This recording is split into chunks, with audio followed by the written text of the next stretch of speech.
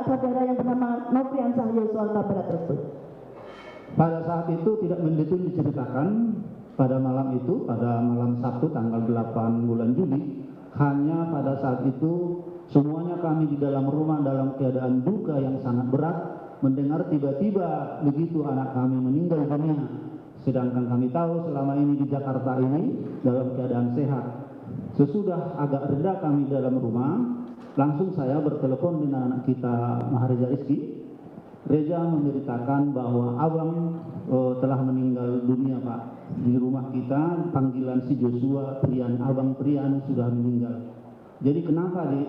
Saya belum tahu, Pak. Nanti saya kabari. Itulah yang dapat beritakan. Baik, jadi pada malam itu belum tahu di mana meninggalnya ya?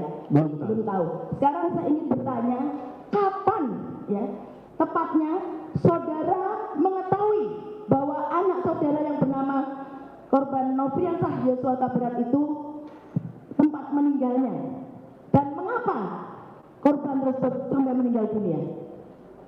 Pada malam itu secara singkat sudah di perjalanan, sudah reda kami semua. Kami diantarkan oleh teman tetangga untuk mengantarkan pulang ke Jambi. Kembali lagi saya telepon anak kita Mahareza Rizky. Di mana abang sekarang? Di rumah sakit. Bagaimana kok bisa meninggal? Saya aja, Pak, belum tahu. Itulah yang kami dapat. Sesudah besoknya siang kami masih di perjalanan dari Padang Sidempuan ke Jambi. Perjalanan paling standarnya 20 jam. Jadi sesudah siang saya telepon lagi bahwa Mahareza Rizky mengabarkan lagi almarhum anak kita Yosua terjadi tembak-menembak. Itu yang dapat kami informasikan. Baik, terjadi tembak-menembak. Sebagaimana yang saudara ketahui kala itu dari Mahareza Rizky anak saudara, bahwa terjadi tembak-menembak. Yang saudara ketahui saat itu, tembak-menembak antara siapa dengan siapa menurut keterangan Mahareza Rizky? Sampai kami di rumah di Jambi, yang secara jelasnya kami belum tahu dengan siapa tembak-menembak. Sesudah kami sampai di Jambi, di rumah kita di Sungai Bahar Muaro Jambi, sudah kami temukan di sana jenazah almarhum di dalam peti yang diantarkan oleh Kombes Leonardo Simatupang. Pada saat disitulah kami mendapatkan berita dari Pak Leonardo Simatupang yang bertugas dari Jakarta mengantarkan almarhum. Pak Leonardo ini secara singkat menceritakan, itu pun dikatakan Pak Leonardo bahwa cerita ini atau kronologi singkat yang disampaikan sama dia. Soalnya kami Pak Huta Barat hanya mengantarkan jenazah. Dengan sendirinya Pak Leonardo Simatupang menceritakan secara singkat.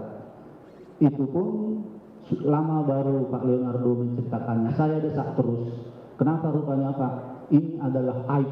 Itulah cerita Pak Simatupang. Kenapa aib apa? Ini tidak pantas didengar oleh orang banyak. Ini sepantahnya saya ceritakan sama keluarga inti. Jadi saya bilang lagi sama Pak Leonardo, ini semua yang di dalam rumah, Pak, adalah keluarga ipar-ipar saya semua. Ceritakanlah. Tidak pantas, Pak, untuk diceritakan didengar orang. Sudah saya bilang tadi, Pak, ini keluarga semua. Ceritakanlah. Diceritakan Pak Leonardo lah secara singkat kejadian di Duren 3. Cerita Pak Leonardo sama saya bahwa pada tanggal 8, jamnya saya tidak tahu persis, pada tanggal 8 Juli 2022, sekembalinya Ibu Putri dari Magelang, tradisi di keluarga ini, di keluarga Pak Ferdi Sambo ini, harus isolasi mandiri dulu di Duren 3. Sambil menunggu hasil PCR, mereka singgah di rumah Duren 3. Oleh karena itu, Ibu Putri ceritanya masuk ke dalam kamar untuk beristirahat, menunggu hasil PCR. Dengan secara tiba-tiba, almarhum masuk ke dalam kamar Ibu Putri, hendak berbuat tidak senonoh. Jadi Ibu Putri menjerit. Akhirnya almarhum keluar dari dalam kamar dalam keadaan panik. Begitu di depan pintu kamar Ibu Putri, datang dari lantai atas si Beradae menanyakan kepada almarhum, ada apa, Bang? Jadi si almarhum tidak bertanya, langsung mengambil senjata dari pinggang, langsung menembak si Baradae tanpa ada jawaban kata-kata. Terjadilah tembak menembak. Itu makanya almarhum meninggal dunia. Itulah pesan yang disampaikan kepada kami, kata Pak Leonardo pada saat itu.